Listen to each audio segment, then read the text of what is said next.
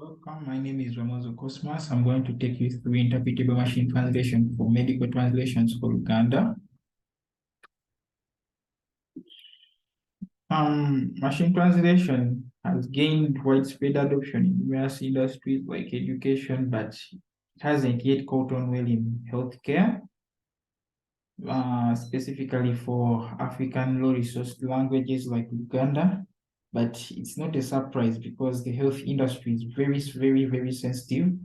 Any case of a mistranslation can lead to loss of lives. But such a cautious absolute is no longer needed because of the invasion of neural machine translation, which has a strong feature extraction. In short, machine translation is just the automatic translation from one natural language to another, where you have a source text, and then using machine learning technique, you can acquire a translation in a target language, or can call it a target text. For the problem statement, we intend to build a machine translation model that translates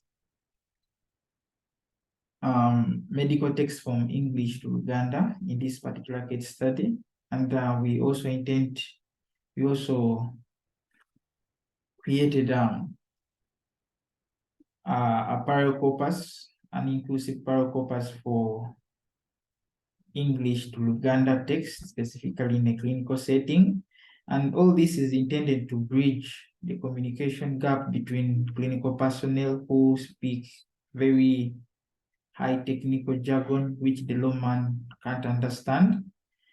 And part of it is us providing accountability for our model, for the translations made by our model. Most machine learning algorithms are black box in nature. Most of the decisions they arrive at are abstract. So in this study, we intend to provide explanations for some of the translations made by our model. For the related works, we looked into several research papers, several works that came before, like the machine translation of medical text in the Grace Moy project. We take issues of inclusiveness serious in our research. That's why we had to look in work to do with gender bias evaluation for English, for Uganda to English, specifically in gender pronouns and stuff like that, and several other works that were not even included here. They're in the paper.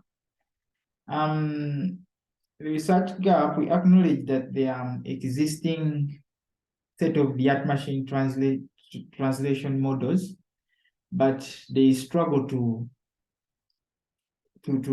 translate complex medical jargon to easily understandable sentences in a language that a local man or a layman can understand, especially in African countries like Uganda, where the huge part of the population have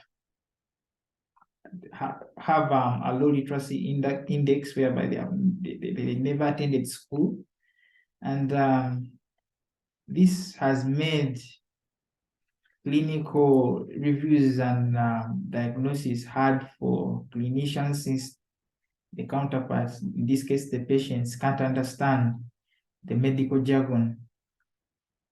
Our research contributions, we've created an unbiased English to Uganda parallel corpus with focus on the medical domain. We've also created a machine translation model to translate English to Uganda, specifically in the medical setting. We've also evaluated the results of our translations, not only for precision and accuracy, but for clinical correctness using the Blue score. The limitations in our study, one of them has been the bias in the data set, whereby most medical specialties we've had have less content. less transcriptions. Then gender, we've experienced issues to do is gender bias, religion, status, since most data sets, things like these are not given attention. And then the computation power training the models we've trained has been a hassle because of the computational resources required. Then it was hard for us to get in touch with experts in the medical domain, since most of them are always busy, and it was hard to get one on a full-time basis. And then we also found an issue whereby there is no existing data set for Ugandan languages, so we had to build one from scratch. And then another issue was there is no existing evaluation framework for machine learning, machine translation models in healthcare. It has been a huge limitation to us. For the methodology, we went through these steps whereby we collected the data, and then we pre-processed it. Then we translated it, because we got monolingual corpus, the empty sample. It only has English transcriptions. So we had to perform some data translation. Then we built our machine learning models. We trained the model, we evaluated it, and then we tested it. For data sample, we are using the empty samples data set, which contains transcribed medical reports, and it has over 40 types and medical specialties. As you can see, some of the medical specialties like allergy and immunology. We have here we have bariatrics, several. We have orthopedics. There are so many medical specialties, and the authors of this data set are constantly adding more samples to the data set. So the data set has several columns, including the description, as you can see, the medical specialty, sample name, the transcription, and then the keywords.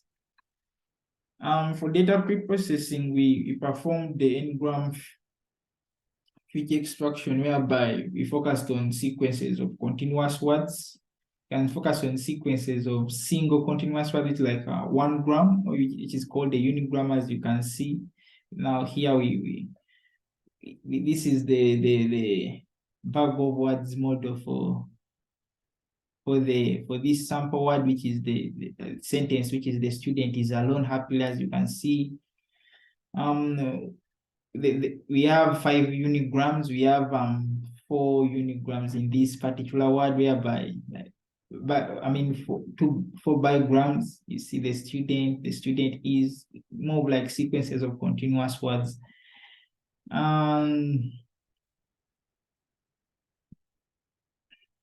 For data normalization, we had to lower the case using regular expressions, because as you know, Python is case sensitive. So a word like they with th, capital T and H is different from they with small.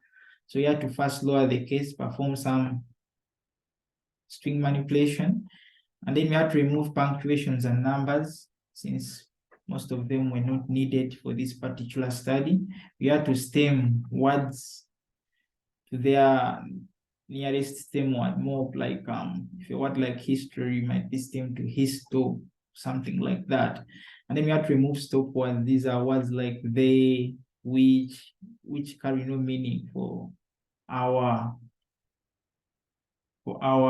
particular study. We also produced word clouds for every medical specialty, as this one is for ontology. That medical specialty. So we had to see which words stand out for this particular medical specialty. You had to this is a histogram which shows the most the medical specialty with the most words. As you can see, it's surgery. It has close to like 1,000 words as the word frequency for each medical specialty. For data translation, we used a Mozilla extension called Proton. As you know, our data set is a monolingual corpus for transcribed medical reports, so we had to use a tool together with linguistic experts from the College of Linguistics at Makerere and experts from the College of Health Sciences, as you see in our acknowledgement. We had to sit down together and translate the monolingual corpus to get our parallel corpus for Luganda, English to Luganda. As you can see, this tool, it's a standard tool for creating parallel corpuses. Usually, it contains over several Ugandan languages. So as you can see, you provide a transcription from the English language, and then this tool translates and it saves these transcriptions in Luganda, which you can export later. And if together with our experts from the colleges I've mentioned, as the experts come and they more of proofreaders, they check, or they it's more of like a voting, like I approve this is correct, this transcription in Uganda is correct, stuff like that.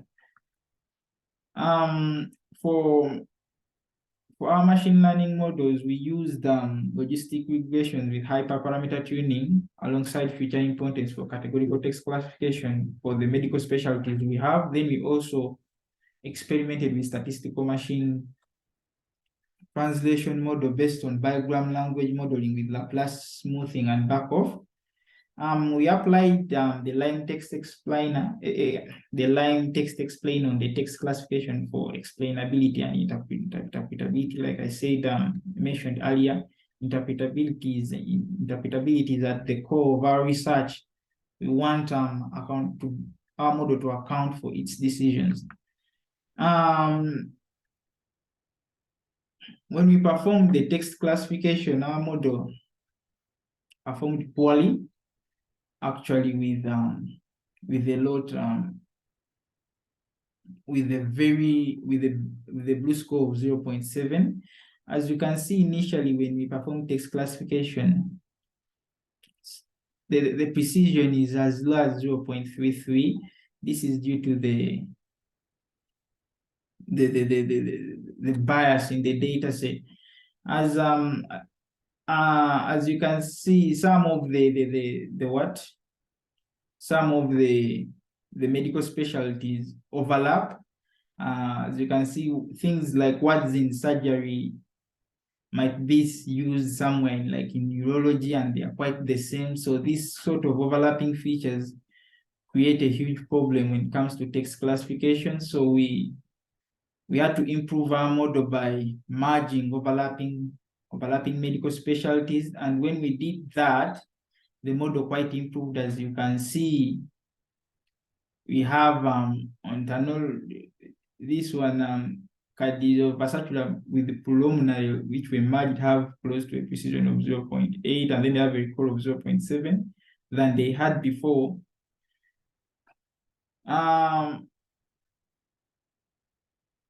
But this created a new problem after merging, which means we ended up creating minority classes, which is not good. So we had to use SMART, the synthetic minority overlapping technique, to sort of create new samples for our minority classes. So as we went on applying these several techniques like merging overlapping classes, our model went on improving. As you can see, after applying SMART, you can see radiology had 0.34, but now radiology has 0.71. But this created a new problem of overfitting. As you can see, some with a recall of 0.93. That's quite unacceptable. It's this shows that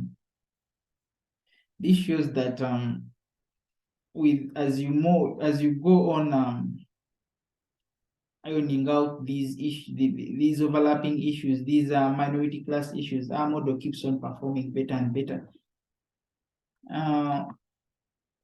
Here the resultant coefficients for the top 10 features, as you can see, there's a lot of bias. There's a lot of bias for some of the features. As you can see, some stopwords were classified as features. If you look in this image, a stopword like is, in. So these are some of the things the issues we are facing, but they are quite easy to iron out with time. For model evaluation, in the first experiment, as we realized that we had categories that were overlapping, like surgery. As we combine those similar classes, our model went on improving, and as we applied the small technique on minority classes, we saw significant improvement in the model. So after all the classifications, the model, we displayed the future importance here. We noticed some stopwords being classified as features, and then we acknowledge the bias of some features being high, but generally it's quite an improvement as you go on tuning the hyperparameters. For the translation, like I mentioned earlier, we experimented with statistical machine translation, which uses a probability approach, and it's more of like a language model, a language dictionary, whereby each word in English has a respective word in Luganda. So it's more predicts based on more uses probability to predict the next word. So as you can see, our model is not performing quite well, and this is due to the time we had to create the data set. It was quite a short period of time, but we believe this model will improve as we move on, as we go on improving our data set and ironing out the bias and working on having more data. For interpretability, we used the Lime Text Explainer on our medical specialties. Specifically, now this is a sample for one of the 10 classification features. As you can see, these overlapping words were more of like confusing the explainer, the text explainer. They more created an issue whereby the model can't easily explain the outcome. As you can see, the bias tends to be high, and it's the words that are creating the bias are more highlighted in this green. And then here the explainer really performed poorly, as you can see, with negative values. But that's due to, as you can see, these are two different medical specialties, but you can see exam appearing in both of them. This is quite creates more an overlapping issue whereby the model explainer can't easily explain why a certain translation was classified as to be in this particular category, not in this, based on this particular feature exam. So these all come back to the dataset issue. As we go on improving our data sets, the explainer will perform better. For the conclusions, we are motivated by the linguistic barriers in healthcare, especially in multilingual countries like Uganda with a low literacy index. So we propose a machine translation model to improve these communication disparities between clinical personnel and patients. So for our future work, we expect to expand this work to other domains like agriculture and education for these low resource languages like Luganda. And we expect to build, to create and expand our data set to cover as many industries, more of as many domains as possible. Yeah. Thank you for listening to me.